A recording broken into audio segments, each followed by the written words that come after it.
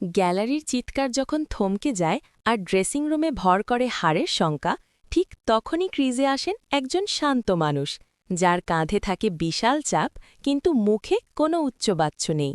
আমরা তাকে চিনি সাইলেন্ট কিলার হিসেবে।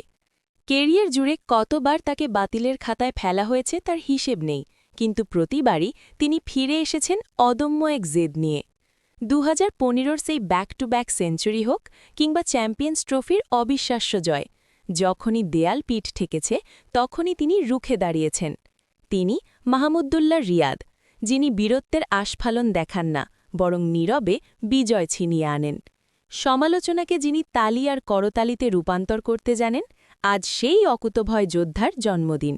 শুভ জন্মদিন মাহমুদুল্লাহ রিয়াদ। মাঠের শেষ পর্যন্ত এভাবেই আমাদের হয়ে বুক চিতিয়ে লড়ে যান।